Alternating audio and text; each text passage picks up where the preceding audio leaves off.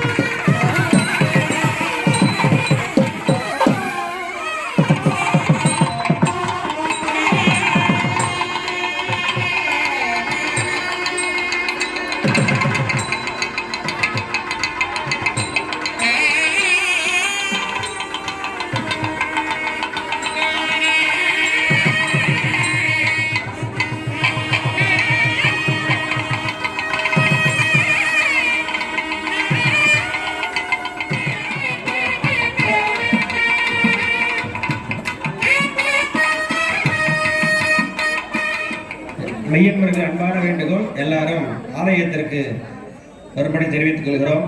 அங்கிருந்து மங்களங்க வாத்தியங்கள் முழங்க ஹோம திரவிய பொருட்களை யாகசாலைக்கு எடுத்துவதற்கு அன்புடன் அழைக்கின்றோம்.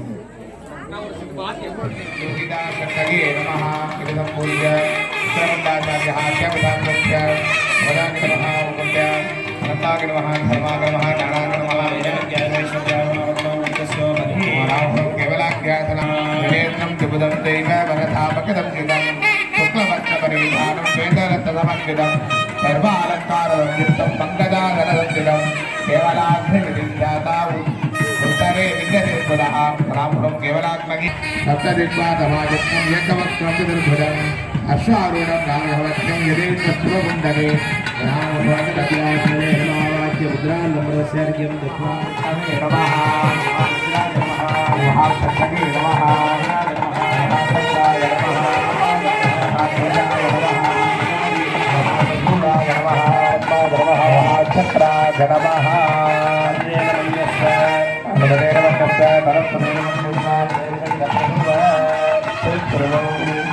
नवीक्षण पुरक्षण धारण अध्यक्षण ढोलिभिः संस्कारैः नाट्यं नवीक्षण पुरक्षण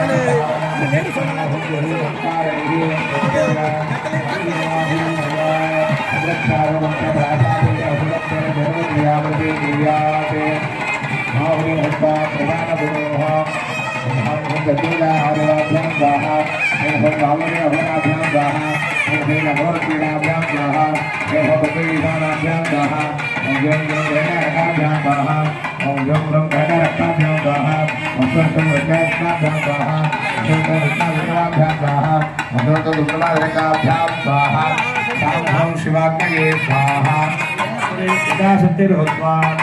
प्रदाने शिवाग्नये स्वाहा आह्वयाग्नये स्वाहा आलिनी शक्तये स्वाहा आहुर्यशकं हुत्वा दक्षिणाग्नये स्वाहा लोहिता शक्तये स्वाहा आहुर्यशकं हुत्वा उत्तरे ओमहां केवलाग्नये स्वाहा विश्वजित् शक्तये स्वाहा आहुर्यशकं हुत्वा पश्चिमे ओमहां भागवत्याग्नये स्वाहा धूम्राग्न शक्तये स्वाहा पंचकुंडेषु पूर्णां दद्यात् वयुः प्रधाने ओम हौं शिवाग्नये वौषट् पूर्वे ओम ह्रां दक्षिणे ओम दक्षिणाग्नये वौषट् उत्तरे ओम ह्रां केवलाग्नये वौषट् पश्चिमे ओम ह्रां गार्गवत्याग्नये वौषट् अग्निं प्राच्य अग्नि तमेश्वरं तेजः परमं भावनं हरः सम्पादिते तस्मै संसापदर्पयाम्यहम् इति सम्प्राप्य अग्नितस्मै अध्यामरात्रस्य ओम अनंताय नमः ओम वासुदेवाय नमः ओम दक्षकाय नमः ओम कर्कोटकाय नमः ओम शतबालाय नमः गुलिकाय नमः अनंतावलं संपूज्य दिग्मातरे ओम महां धर्माय नमः ओम महां ज्ञानाय नमः वैराग्याय ऐश्वर्याय नमः धर्माय नमः ज्ञानाय नमः वैराग्याय ऐश्वर्याय नमः राजगाय नमः महां दावदाय नमः सात्विकाय नमः वाक्पतिकाय नमः वेदाधिकाय नमः भावरेकाय नमः महां कलियुगाय नमः अव्यक्ताय नमः नेतके नमः महाकालाय नमः महाकलाय नमः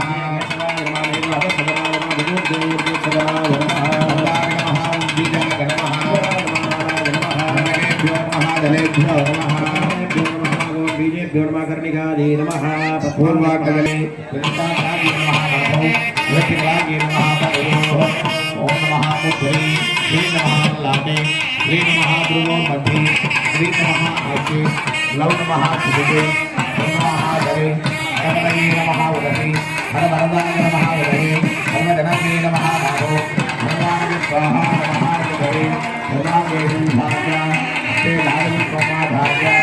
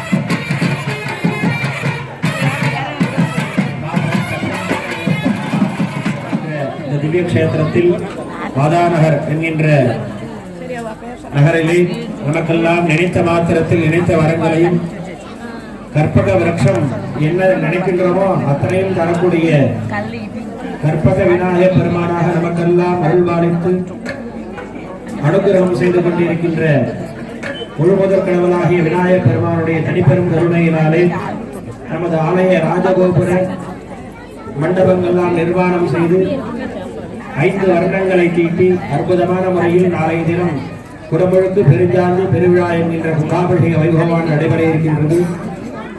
அதனை தொடர்ந்து 2ஆம் தினமாக 3ஆம் கால யாகவேள்வி மங்கள இசையுடன் கோதுவாமூர்த்தியினுடைய தேவார இசையுடன் சிறப்புடன் துவங்கி மண்டப பூஜைகள் எல்லாம் செய்விக்கப்பட்டு வேதிகார்ச்சனை மற்றும் யாகசாலையில் செய்யக்கூடிய சிவாகமங்கள் முறைப்படி உள்ள பூஜைகள்லாம் தொடர்ந்து விநாயகர் பெருமானுக்கு அற்புதமான முறையிலே திவ்ய அலங்காரம் என்ற பெயர் அந்த புஷ்பத்தினாலே அலங்காரங்கள் செய்து தீபாராதனை நிகழ்த்தியவர்களி அந்த யாக மேடைக்கு அருகாமையில் ஒவ்வொரு திசையிலும் தென் கிழக்கு என்று சொல்லக்கூடிய இடத்திலையும்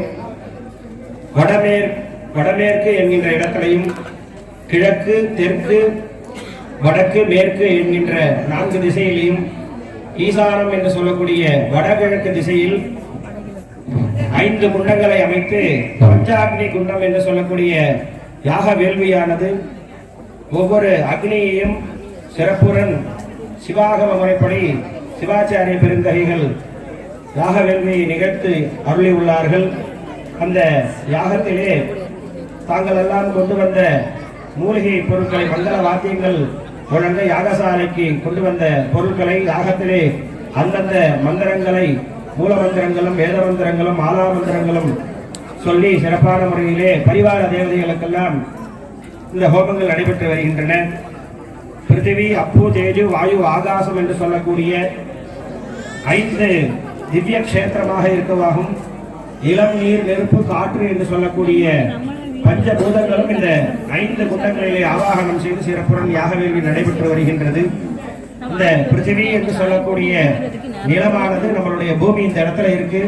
நம்ம அந்த பூமியில அமர்ந்து இந்த 7 லோகங்கள் இருக்கிற பூலோகம் என்று சொல்லக்கூடிய நம்ம இந்த பூமியும், கீழே பாதாள லோகம் என்று சொல்லக்கூடிய கீழையும், மேலே 7 லோகங்களும் இருக்கின்றது. இது போல அந்த லோகத்திற்கு மத்தியத்தில் நம்ம பூலோக கைலாசம் என்று சொல்லக்கூடிய இந்த பூமியில வசிக்கிறோம். அதற்கு காஞ்சிபுரம் என்று சொல்லக்கூடிய திவ்ய கஷேத்திரம் காமாட்சி ஏகாம்பரநாதனுடைய திருத்தலமாக இருக்கின்றது அந்த பிருத்திவி. அதனைத் தொடர்ந்து ஜலம் என்று சொல்லக்கூடிய திரு ஆனைக்காவல் என்று சொல்லக்கூடிய திவ்ய கஷேத்திரத்துல ஸ்ரீ அகிலாண்டேஸ்வரி உடனுடைய ஜம்புநாதேஸ்வர திருத்தலமாக ஜலம் இருக்கின்றது. ஜலம் என்று இந்த உலகம் இயங்காது. நம்ம உடல்ல ஜலமாக இருக்கின்றது நம்மளுடைய ரத்தம் என்று சொல்லக்கூடிய வஸ்து. இது மாதிரி ஜலத்தினுடைய தத்துவமாக இருந்து பூஜை செய்கின்றார்கள். வாயு என்று சொல்லக்கூடிய காற்று ஆகப்பட்டது ஸ்ரீ ஞானபிரசுனாம்பிகை உடனுடைய காளஹஸ்தீஸ்வர திருத்தலத்திலே சுவாமி நமக்கு அருள்பாலிக்கின்றார். நல்ல நறுமணமான இந்த யாக பூஜையினுடைய அந்த வாயு காற்றானது நமக்கு கிடைக்கின்றது. நல்ல விதமாக சுவாசம் செய்வதற்கு நமக்கு நல்ல இந்த உடமானது நீண்ட ஆயுளை தருகின்றது. இது மாதிரியான ஆரோக்கியத்தை தருகின்றது வாயு பகவான். அப்பேற்பட்ட இந்த சுவாமியினுடைய அனுகிரகம் இந்த யாக குண்டத்திலே பூஜை செய்கிறார்கள். அதனைத் தொடர்ந்து அக்னியாக இருக்கக்கூடியவர் திரு அண்ணாமலை என்று சொல்லக்கூடிய உண்ணாமலை உடனுடைய அண்ணாமலைஸ்வரர் அருணாச்சலேஸ்வர திருத்தலத்தில் அக்னி கஷேத்திரமாக இருந்து அந்த அக்னி பகவானை இங்கே ஆவாகனம் செய்கிறார். அக்னி வடிவமாக எல்லா குண்டத்திலையும் அக்னியா இருக்கார். அந்த சிறப்பாக இருக்கக்கூடிய அக்னி 5 பஞ்சபூதத்துல இருக்கு. நம்ம உடல்ல அதிகமா ஒரு வெப்பம் ஏற்பட்டதுன்னா உடனே டாக்டர்கிட்ட போய் ஜுரம்னு காமிக்கிறோம். அது சரியான முறையில் இயங்கினாதான் நமக்கு உடல் சரியாக இயங்குகின்றது. அந்த தத்துவத்தை உடையது அக்னி பகவான். அந்த அக்னியுடைய அனுகிரகம் வேண்டி அக்னியிலே இத்தனை பொருட்களை செய்து ஆவாகனம் செய்கின்றோம். ஆகாசம் என்று சொல்லக்கூடிய 5வதாக இருக்கக்கூடியது பூலோக கைலாசம் சிதம்பரம் என்கின்ற திருச்சிற்றம்பலம் அடை என்று சொல்லக்கூடிய ஸ்ரீ சிவகாமி உடனுடைய சிற்றம்பலநாதர் என்று சொல்லக்கூடிய நடராஜ பெருமானுடைய திவ்ய கஷேத்திரம். அந்த ஆகாசம் இருந்தால்தான் இந்த பூமியில நம்ம பேசக்கூடிய இந்த ஒளியானது நம்ம காதிலே கேட்கின்றது. அப்பேற்பட்ட அந்த தத்துவத்தை உடையது சிதம்பரம். அது மட்டுமல்லாமல் நம்ம பூலோகத்துல மத்திய இடமாக இருக்கின்றது என்று ஆராய்ச்சி நிபுணர்கள்லாம் கூறுகின்றார்கள். அப்பேற்பட்ட இந்த பஞ்சபூதம் எங்க இருக்குன்னா நம்மளுடைய இந்த தமிழ்நாட்டில் தான் இருக்கு. நம்ம அதை வணங்கக்கூடிய பெரிய பாக்கியம் பெற்றுள்ளோம். அந்த பஞ்சபூதங்களும் இந்த யாகசாலைகளை பூஜை செய்து சிறப்பான முறையில் சிவாச்சாரிய பெருந்தகைகள் அந்த பிருத்திவி, அப்பு, தேஜு, வாயு, ஆகாசம் என்று சொல்லக்கூடிய நிலம், நீர், நெருப்பு, காற்று 5 பூதங்களை சிறப்பாக பூஜை செய்து அதனுடைய மூல மந்திரங்களும் காயத்ரி மந்திரங்களும் வேத மந்திரங்களும் அஸ்திர மந்திரங்களும் கூறி இந்த 5 யாக குண்டத்திலே இந்த விநாயக பெருமானுடைய சக்தியை பெருக்கி நாளைய தினம் அந்த கும்பாபிஷேகம் செய்கின்ற அந்த தீர்த்தத்திலே இருக்கக்கூடிய அருள் சக்தியானது கருவறையில் சென்று கோபுர கலசத்துக்கு சென்று இந்த உலகத்திற்கே நன்மையை தரக்கூடியது. லோகக்ஷேமார்த்தம் என்று சொல்லக்கூடிய அந்த எல்லா விதமான நலனை தரக்கூடியதாக இந்த கும்பாபிஷேகத்துக்கு பெருஞ்சாந்தி பெருவிழா என்று பெயரை சூட்டியுள்ளார்கள். அப்பேற்பட்ட இந்த யாக வேள்வியிலே பல சிவாச்சாரிய பெருந்தகைகள் சிறப்பாக நடத்தி வருகிறார்கள். அதில் எங்களுடைய குருநாதர் மாயவரம் சிவபுரம் பாடசாலையுடைய குரு முதல்வராக இருந்து எங்களுக்கெல்லாம் இந்த ஆகம வேத விற்பனராக எங்களை உருவாக்கிய குருநாதர் அவர்கள் இந்த யாகசாலைக்கு எழுந்தருளி நமக்கெல்லாம் ஆசீர்வாதம் செய்ய இருக்கின்றார்கள். அதெல்லாம் நம்மளுடைய பெற்ற பாக்கியம். இந்த ஆலயத்தினுடைய மேலும் மேலும் வளர்ச்சி அடைந்து எல்லா விதமான இந்த நகரவாசிகள் எல்லாம் சௌக்கியமாக இருக்க வேண்டும் என்று இந்த 3ஆம் கால யாகவேலை சிறப்பிக்க உள்ளார்கள். அனைவரும் குருநாதருடைய அனுகிரகமும் கணபதியினுடைய கற்பக விக்னேஸ்வருடைய அனுகிரகத்தை பெற்றுமாறு தெரிவித்துக் கொண்டு தொடர்ந்து இந்த யாக வேள்வியா நடைபெறும் என்பதை தெரிவித்துக் கொள்கிறோம். ஜெய் கற்பக விநாயகம் பஜே மகா கணபதே. எங்க அண்ணன் மாதிரி இருக்காங்க ஆகுதின் ஒரு வீடு ஆகுதித்ரயம் வீரபாதி ஆகாதமூர்த்தகே ஸ்வாஹா வல்லபாதேவி ஸ்வாஹா இத்யாகுதித்ரயம் பிரதானபூர்வகுண்டயோः கிராமம் வாயுமூர்த்தகே ஸ்வாஹா மகாஈஸ்வராய ஸ்வாஹா இத்யாகுதித்ரயம் வீரபாதி வாயுமூர்த்தகே ஸ்வாஹா ஆதிபாதி ஈஸ்வர்யே ஸ்வாஹா இத்யாகுதித்ரயம் பிரதானகுண்டயோः கிராமம் வன்னிமூர்த்தகே ஸ்வாஹா मुगे विट्टवे स्वाहा इत्याहुत्रयम् वीरभागे वन्निमूर्तये स्वाहा वैकल्ये स्वाहा इत्याहुत्रयम् प्रधान उत्तरकुण्डयोः महाभो जलमूर्तये स्वाहा महारुद्राय स्वाहा इत्याहुत्रयम् वीरभागे महाभो जलमूर्तये स्वाहा अधिभागे रौद्रे स्वाहा इत्याहुत्रयम् प्रधान वसुकुण्डयोः महाभो स्वामूर्तये स्वाहा इत्याहुत्रयम् अधिपदगे महाब्रह्मणे स्वाहा आमूर्तये स्वाहा दिवागे ब्राह्मी स्वाहा इत्याहुतित्रयम् तदनन्तरं पूर्णां दुर्यात् प्रधाने आकाशमूर्तिदेवतगे ग्लामगणपतगे हुंपट् पूर्वे वायुमूर्तिदेवतगे ईश्वराय हुंपट् दक्षिणे वन्यमूर्तिदेवतगे विष्णवे वंषट् उत्तरे जलमूर्तिदेवतगे रुद्राय वंषट् पश्चिमे क्षामूर्तिदेवतगे ब्रह्मणे वंषट् तत्तन्मूलमन्त्रेण यथाशक्तिदृष्टेन होमयेत् नमगन्धुरन्तां नमः पतिफल्गुनीरामभित्वं तदर्यमन्मरणविप्रजारो तन्त्वावयगं तनिदानगं तदीनां जीवा जीवन्तमुपसंविधेम ये देवा विश्वाभुवनानि सन्तिता यस्य देवा अनुसंयक्तितेतः हर्यमाराजातरस्तु विश्वान् फल्गुनीनामृडभोरो रवि गोभिर्नो समनक्वियज्ञम् आयुर्नक्षत्रमभ्येति नित्याम् दिग्मशृङ्गो मृडभोरोरुवाणः समीरजन्भुवनामातरिष्वान् अपद्वेषागुं तिरुदतामरादीः तन्नो वायुस्तदुनिष्ट्या शृणोतु तन्नक्षत्रं भूरिदा अप्तमह्यम्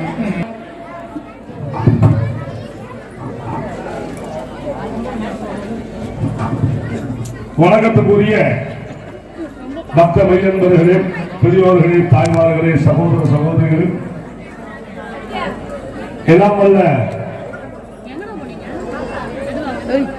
நமது கற்பக விநாயகப் பெருமானுடைய ஆலய கும்பாபிஷேக வைபவம்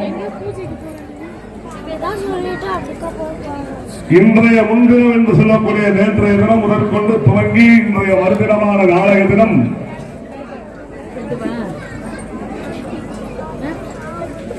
இறைவனின் அருளாலும் உங்கள் எல்லோருடைய பெருமிதமான முயற்சியினாலும் இனிதே நடைபெற உள்ளது.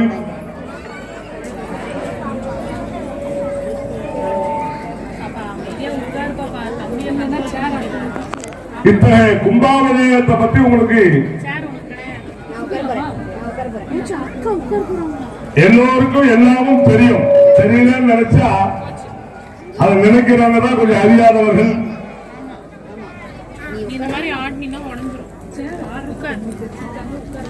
இருந்தாலும் இந்த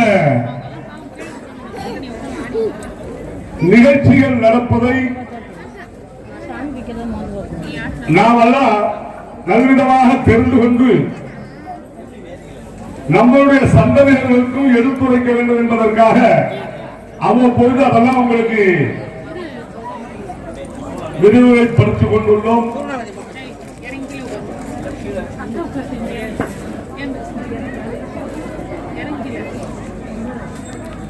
ஒரு காலத்துல பாத்தீங்க அப்படின்னு சொன்னா கும்பாபிஷேகம் அப்படின்னா நம்மளுடைய இந்து தர்மத்துல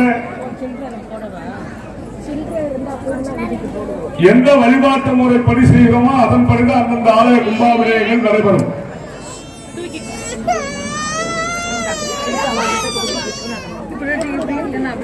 வழிபாட்டு முறைகளை ஆறாக பிரித்து முன்னோர்கள் வழிவகுத்துள்ளார்கள்.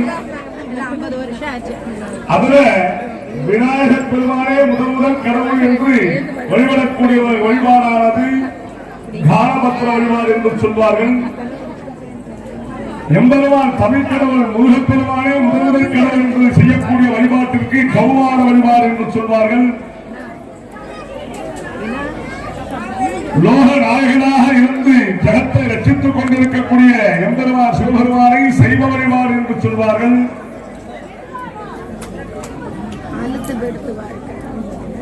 அனுதினமும் நம்மை அன்னம் புசித்து காத்துக் கொண்டிருக்கக்கூடிய எம்பெருமான் ஸ்ரீமன் நாராயண பெருமானை வைணவ வழிபாடு என்று சொல்வார்கள். கடைசி கால வாழ்க்கை தான் சந்தோஷமா இருக்கும். நம்முடைய நிலையை நமக்கு அறிய செய்து நம்மை செவ்வாறு வாழ வைத்துக் கொண்டிருக்கக்கூடிய சூரிய பகவானுக்கு சௌர வழிபாடு என்று சொல்வார்கள்.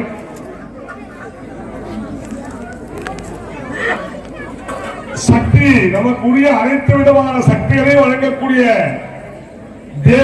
தேவியை சப்தமுறை வழிபாடு என்று சொல்வார்கள். இப்படி வழிபாட்டில் ஒவ்வொரு சாமிக்கும் ஒவ்வொரு விதமான வழிபாடுகளை நம்மளுடைய முன்னோர்கள் வைத்துள்ளார்கள். அவருடைய வழிபாட்டு முறையை நாமெல்லாம் பார்த்திருப்போம். ஊருக்குள்ள கிராமங்கள்ல பாத்தீங்கன்னா புராதனமான இடத்துல தெருவுடைய எல்லையில ஒரே ஒரு புள்ளியார் மட்டும் இருக்கும்.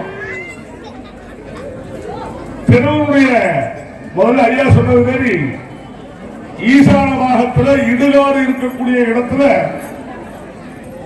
சிவன் கோவில் இருக்கும். அது எல்லாருமே கிராமத்துல பார்த்திருப்பீங்க.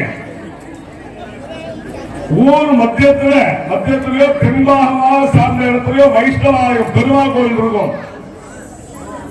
ஊருடைய எல்லையில பார்த்தீங்க அப்படின்னு சொன்னா ஏதாவது அம்மன் கோவில் இருக்கும். எல்லை தேவி காத்துக் கொண்டிருக்க எல்லை தேவின்னு இருக்கும். ஊர்ல பாத்தீங்கன்னா பஞ்சாயத்து பண்ற இடம்,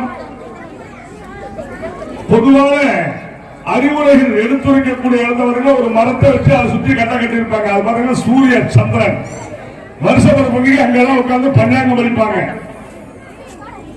அதனால அந்தந்த இடத்துல அந்தந்த சாமியை வச்சு செய்யக்கூடிய வழிபாடு. இன்னைக்கு இருக்கிற நிலையில பாத்தீங்கன்னா நம்மளால அப்படியெல்லாம் பார்க்க முடியாது. இங்க பாத்தீங்கன்னா ஒரு ஸ்கொயர் ஃபீட் 6500 ரூபாய் 7000 ரூபாய் 8000 ரூபாய் நம்மளால அதுக்கு தகுந்த மாதிரி தெய்வத்திற்காக இடம் ஒதுக்கி செய்வதற்கு அங்கங்க செய்வதற்கு சௌகரியங்கள் இல்லாத பொருட்டு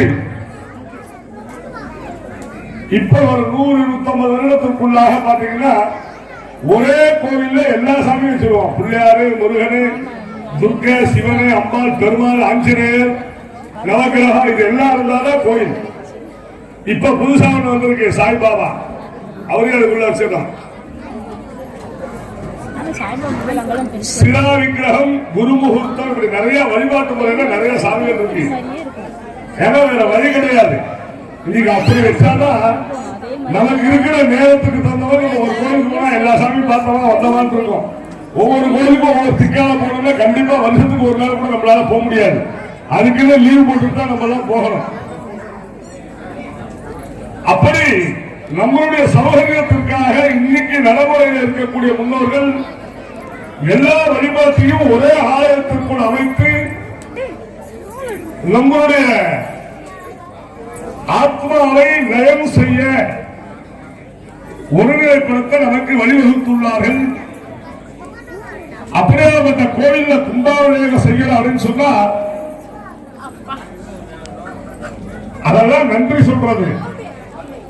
நான் நேற்றுக்கே சொன்னேன் எல்லாருக்கும், வாஸ்து சாந்தி அப்படின்னா பூமாதேவிக்கு நன்றி சொல்வது, அவர்களை சேர்ந்த தேவர்களுக்கு எல்லாருக்கும் நாம் நன்றி சொல்வது. ஏன்னா வாஸ்துவினால் மண்ணில பாத்தீங்கன்னாக்க மண்ணை நம்ம சாதாரண ஆற்றில் தான் இருப்போம். எல்லா விதமான இறுதி பொருட்களையும் அதுலதான் கலப்பாங்க. மண்ணில தான், தண்ணீர தான் கலப்பாங்க. அந்த இறுதி பொருளை கிடைக்கும் போது அதனுடைய சடலங்கள் அந்த மண்ணுக்குள்ள படியும். அப்ப மண்ணை தூய்மைப்படுத்துவதற்கு நாம இங்க வாஸ்து சாந்தி என்று சொல்லக்கூடிய ஒரு நிகழ்வை செய்ய வேண்டும். ஐயா இந்த பஞ்சபூத ஸ்தலங்களையும் சொன்னார். இப்போ காஞ்சிபுரத்தில் ஆரம்பிச்சு சிதம்பரத்தில் முடிச்சார்.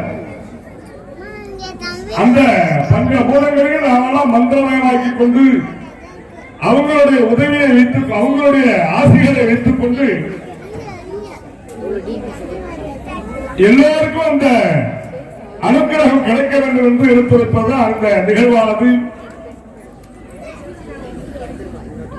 அதுக்கப்புறம் பாத்தீங்கன்னா காலத்துக்கு இன்னைக்கு காலம்பரை இரண்டாவது காலத்துல சிவாச்சாரிய பெருமக்கள்லாம் கோவில்ல உட்கார்ந்து விசேஷ சந்தி என்று சொல்வார்கள்.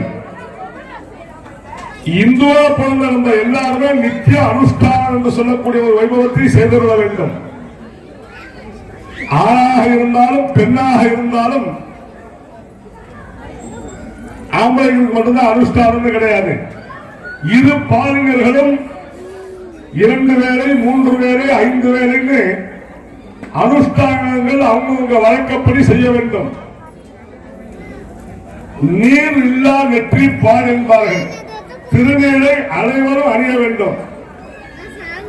ஆண்கள் பெண்கள் அனைவரும் திருநீர் அணியணும். பெண்கள் கண்டிப்பாக மஞ்சள் அணிய வேண்டும். இதெல்லாம் நம்மளுடைய அடையாள சின்னங்கள்.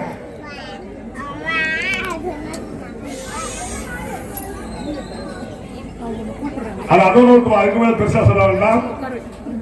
அப்படி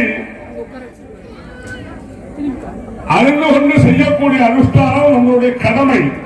அது செஞ்சா புண்ணியம் கிடையாது. ஆனா செய்யாம விட்டோம்னா கண்டிப்பா பாவம் வந்து சேரும். நம்ம குடும்பத்தை செய்யறது நம்ம கடமை. எப்படி காலையில எழுந்திருச்சு நம்மளுடைய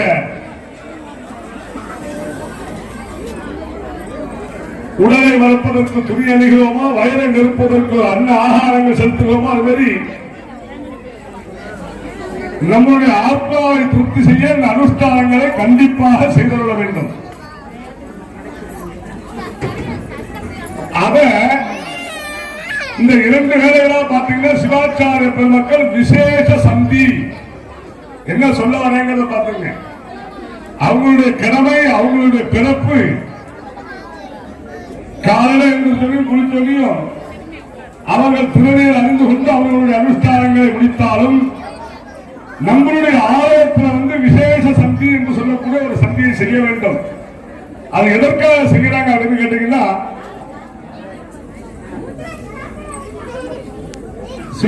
ஆச்சாரிய பெருமக்கள் உட்கார்ந்து இருக்காங்க இல்லையா, சிவாச்சாரியர்கள் என்னை உட்பட இவர்கள் எல்லாருமே இந்த கடவுளால் படைக்கப்பட்ட பாவங்கள்ல அளவச்சு சொன்னோம். எல்லாருக்கும் ஒவ்வொருத்தருக்கும் ஒவ்வொரு ஸ்தானங்கள் உண்டு.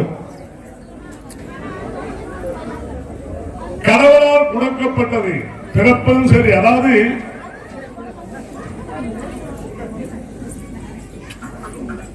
இருக்கிறது பதவியினால் உயர்ந்தவனுக்கு ஒரு மதிப்பு, வயதினால் முதியவர்களுக்காக ஒரு மதிப்பு. வயசுல முதியவர்கள் இருந்தாங்கன்னா நம்ம அறியாமல் நாம் அவர்களை வழங்க வேண்டும். அவர்களுடைய ஆயுள் எத்தனை சந்திர தரிசனம் கண்டிருக்கிறார்களோ அவர்கள் என்று அவர்களுக்கு பெறுகிற ஆசைகளுக்கு ஒரு விதமான பலன். பதவியினால் இருந்தவர்களுக்கு நீ பாத்தீங்கன்னா பதவியில ரொம்ப இருந்தவர்களா இருந்தா நமக்கு கிடைக்காத பதவி அவங்களுக்கு கிடைச்சிருக்க, அதுவும் ஒரு பெரிய பாக்கியம். அவர்களுக்கு ஆசை பெறுவார்கள். தனவான் பணத்தினால் உயர்ந்தவர்களுக்கு ஒரு விதமான ஆசைகள் பெறுவார்கள். அது பாத்தீங்கன்னா ரொம்ப இருக்காது. அவங்களை சார்ந்தவர்கள் மட்டும் அந்த தேவைப்படுபவர்கள் மட்டும் அவங்கள்ட்ட ஆசைகளை பெற்றுவார்கள். அருளால், அதாவது அன்பர்களே இறை என்பர்களே என்று சொல்றாங்க. இந்த இறையினுடைய அன்பையும் மெய்ப்பொருளை அறிந்தவர்களாக உள்ளவர்களுக்கு ஆசைகளை பெற்றவர்கள்ட்ட அருள் பெறுவது ரொம்ப பெரிது. இப்படி பொருளுடையவர் அருளுடையவர் ஆயுள் உடையவர்கள் இவர்களுக்கு ஆசைகளை பெற்றோமானால் நம்மளுடைய தேவைகள் பூர்த்தியாகும்.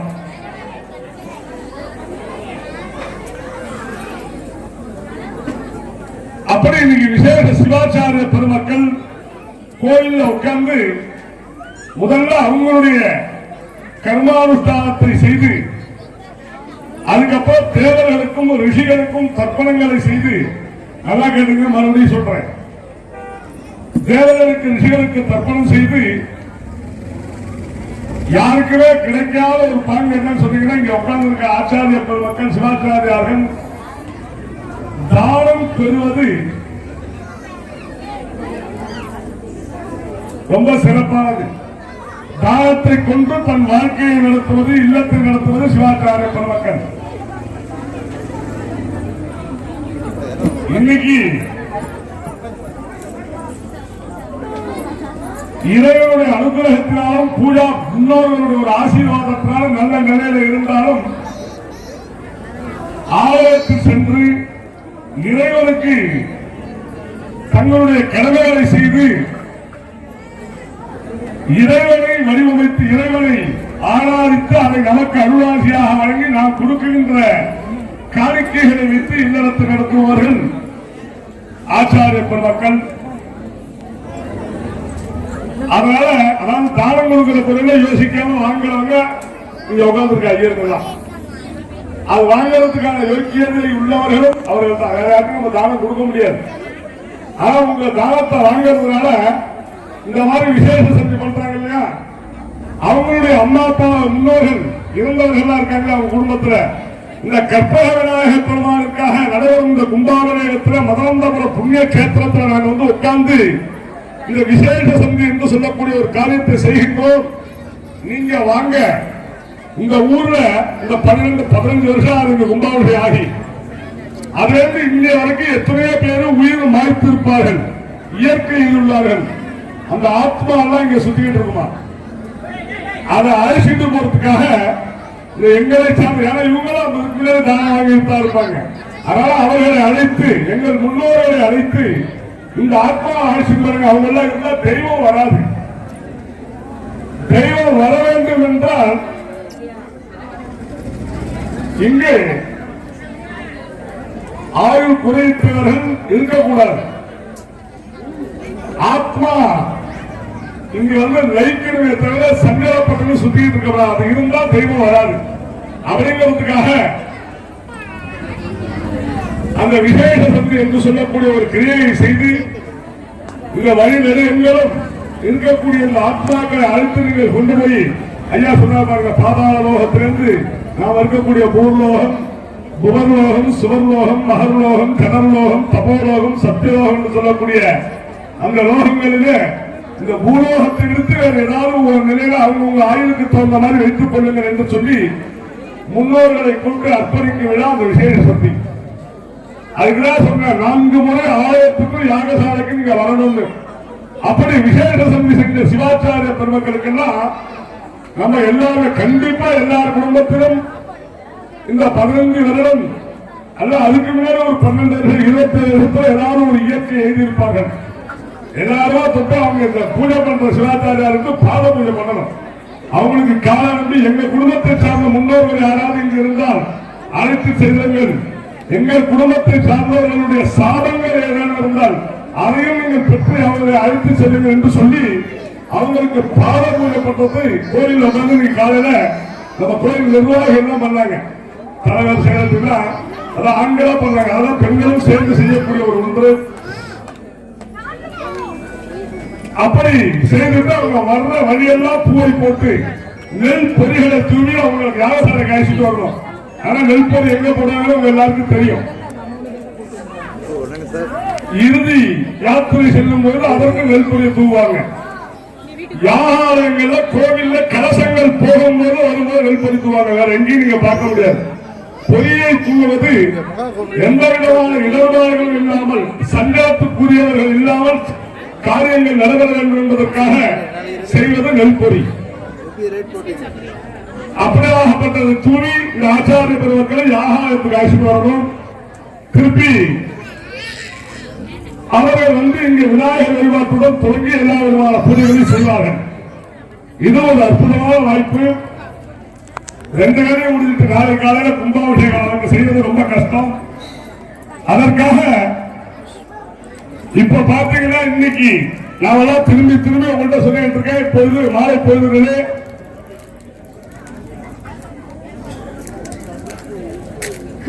உலகம் தோற்றம் சிவாச்சாரிய திலகமா இருக்கக்கூடிய ஒரு பெரிய சிவாச்சாரியா, ஒரு குருகுலத்தின் ஸ்தாபகராக இருக்கக்கூடியவர் ஒவ்வொரு முகூர்த்தத்திலும் ஒவ்வொரு கும்பாபிஷேகங்களை பல கும்பாபிஷேகங்களை தன்னுடைய பொறுப்புல வைத்து செய்து கொண்டிருக்கக்கூடியவர். மயிலாடுதுறை ஐயா அவர்கள், சிவாச்சாரியர் ஐயா அவர்கள் நம்ம எல்லைக்குள்ள வந்துட்டாங்க. இன்னும் ஒரு சில நிமிடத்திற்குள்ள இங்க யாகசாலைக்கு வர போறாங்க. இந்த சிவாச்சாரிய ஐயா அவர்களுக்கு நாமெல்லாம் இந்த பூஜையில உட்கார்ந்து ஐயாவுக்கு செய்யணும்னு நினைச்சதை மானசீகமா ஆத்ம ரீதியா நினைச்சு கொண்டு, ஏன்னா ஒரு காரியங்கள் செய்யறவங்க நல்லா செஞ்சாதான் அந்த காரியம் சிறக்கும். வீட்டுல சந்தோஷமா சமைச்சாதான் அந்த சாப்பாடு வாயில வைக்கிறதுக்கு நல்லா இருக்கும். என்னதான் குணமில்லாமல் பொருளை எவ்வளவு போட்டாலும் அது மனமாகாது. அதனால அவன் நம்மள்கிட்ட எதையும் எதிர்பார்க்கிறதுனால நாமெல்லாம் உட்கார்ந்து எல்லாத்தையும் எதுவும் செய்யணுங்கிற அவசியம் கிடையாது. ஆன்மீக குருவாக இருக்கக்கூடிய ஐயா அவர்கள் வரும்போது, ஏன்னா அவருடைய பேரை சொன்னதுனால நமக்கு தகுதி கிடையாது. அப்பேற்பட்ட பெரியவர் வரும்போது இருபுறம் நம்ம இந்த முகப்பிலிருந்து தான் வரவேற்க போறோம். அங்கிருந்து அவங்க எல்லாம் ஆள் ஆயிடுச்சு வந்துருவாங்க, நாம தான் இங்கிருந்து வரவேற்க போறோம். நமது நாத சக்கரவர்த்தி எல்லாம் வந்து உட்கார்ந்து இருக்காங்க. இன்னைக்கு பாப்பீங்க அவர் வரும்போது எப்படி வாசிக்கிறாங்க. அவர்களை அழைத்து கொண்டு நாமெல்லாம் இருபுறமாக நல்லா ரெண்டு பக்கம் நின்றுட்டு வேத மந்திரங்கள் தேவாரங்கள் நாதங்கள் முழங்க நாமும் அவரை யாகாலயத்துக்கு அங்கேயே அந்த இடத்திலேயே அவருக்கு பாதபூஜை செய்வித்து அங்கிருந்து நடத்தி தான் அழைச்சிட்டு வர போறோம். எல்லாரும் எழுந்து வந்து, ஏன்னா நமக்கு கண்டிப்பா கிடைக்காது. இன்னைக்கு போய் நம்ம இப்ப வயலூர்ல இருக்காரா, அது இருந்தா மத்தியானம் நம்ம நினைச்சு பார்த்தாலும் போக முடியாதுன்னு இல்லை. நமக்கு அதுக்கான தகுதி கிடையாது, கர்மம் கிடையாது. போனாலும் 10 11 உட்கார்ந்து இருப்போம். ஒவ்வொரு இடத்திலும் நாமெல்லாம் நினைச்சு பார்க்க முடியாத அளவுக்கு பல கஷேத்திரங்களிலே சென்று பல ஆயிரக்கணக்கான கும்பாபிஷேகங்களை செய்த அந்த குருமகான் வரும்போது நாமெல்லாம் இருபுறமா நின்று அவரை வணங்கிட்டு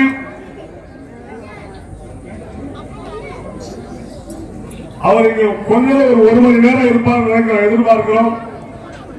அந்த நேரம் பூஜை உபச்சாரங்கள்லாம் செய்து முடிச்சுட்டு அவர் உங்களுக்கு நமக்கு எல்லாருக்கும் ஆசி வழங்குவார். அதை பெற்று இந்த கற்பக விநாயகர் பெருமாள் கும்பாபிஷேகத்தில் நாமெல்லாம் அவருடைய அனுகிரகத்தை எந்த அளவுக்கு பெற்றுக்கலாம். யாராவது கிட்டக்க போய் நான் உங்களோட செல்ஃபி எடுத்துக்கிறேன் தயவு செய்து சொல்லிடாதீங்க, முன்னாடியே சொல்லிடுறேன். ஏன்னா ஆர்வ கோளாறுகள் நிறைய இருக்கு. இவ்வளவு தூரம் சொல்றா நம்மளா எடுத்துட்டு அவரை போட்டோ எடுத்துக்கலாம். இல்லாட்டா கடைசியா வேணும் நம்ம எல்லாரும் பிரார்த்தனை சொல்லுவோம். எல்லாரும் நாங்க எல்லாரும் நிக்கிறோம் சேர்ந்து ஒரே ஒரு எங்களுக்காக ஒரு படம் கொடுங்கன்னா கொடுப்பார். அதெல்லாம் தனித்து போய் அவரை யாரும் தொடக்கூடாது, அவர்கிட்ட யாரும் தொற்றாதீங்க. மீண்டும் சொல்றேன், எது செய்தாலும் எட்டுக்கிட்டுதான் நம்ம செய்யணும். அவர்கிட்ட போய் யாரும் தொற்ற வேண்டாம். எப்படி அவர் ஆசீர்வாதங்கிறார் நாமெல்லாம் பார்த்துக் கொள்ளலாம். மனமாற குருவின் அனுகிரகம் நமக்கு கிடைக்க வேண்டும் என்று சொல்லி அவங்க கிளம்பினாலும் நமக்கு செய்தி வரும். செய்தி வந்தோடனே சொல்றேன், எல்லாரும் இருபுறமா ஃபுல்லா நின்று யாகசாலை வரைக்கும் அவரை வரவேற்று அவருடைய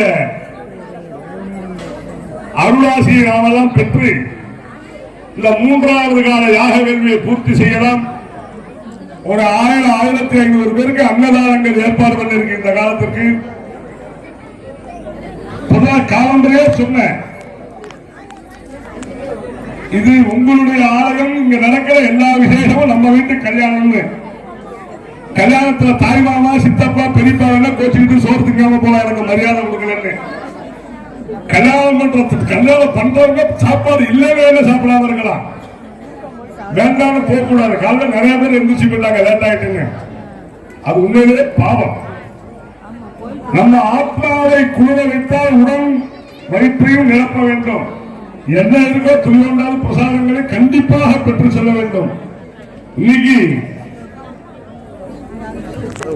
அவர் குருவா அவர் வந்தாலும் அந்த உரிய நேரம் வந்துட்டு அப்படின்னு சொன்னா பிரசாதம் நேரம் வந்து அங்க கொடுக்க சொல்லுவோம். பிரசாதத்தை வாங்கி வந்து அப்படி உட்கார்ந்து சாப்பிட்டுட்டு அதுக்கப்புறம் உங்கள்கிட்ட ஆசீர்வாதம் வாங்கிக்கலாம். பிரசாதங்கள் பெறாமல் செல்ல வேண்டாம். அதேபோல நாளைக்கு கும்பாபிஷேகம் உடனும் சிறப்பு அன்னதானம் ஏற்பாடு செய்யப்பட்டுள்ளது. கல்யாணத்துக்கு போயிட்டு மெய்ய எழுதிட்டு நம்ம திரும்பி வரக்கூடாது. ஆசீர்வாதங்களை செய்து நம்மளாம் நீ வாழ்த்தாத்தான் உன் வயது வாழ்த்துன்னு நம்ம எல்லாம் சொல்லுவோம். ஏன்னா வயது வாழ்த்து என்பது போதும் என்ற வார்த்தை வருது அப்படின்னா அது வயலுக்கு மட்டும்தான் வர, வேற எதுக்குமே வராது. பெரியவங்க சும்மா எதுவும் சொல்லல, போதும் பாருங்க அப்படின்னு சொன்னா சாப்பாட்டை மட்டும்தான் சொல்ல முடியும், வேற எதையுமே நம்மளால சொல்ல முடியாது. அப்படி அதனாலதான் அந்த அன்னத்தை மட்டும் அனைவரும் எங்கிருந்தாலும் பகிர்ந்து செல்ல வேண்டும் என்று சொல்லுவேன். அப்படியாகப்பட்ட அன்னமானது இன்றைய தினம் நமக்கு ஒரு 1000 பேருக்கு பெயர் செய்துள்ளார்கள். சொன்னா கண்டிப்பா வைங்க, கண்டிப்பா வந்துடாருன்னு சொல்லியிருக்கேன்.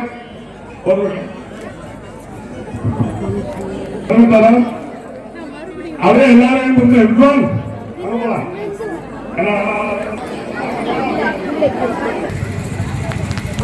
எல்லாரும் ஃபுல்லா நின்னுக்குங்க.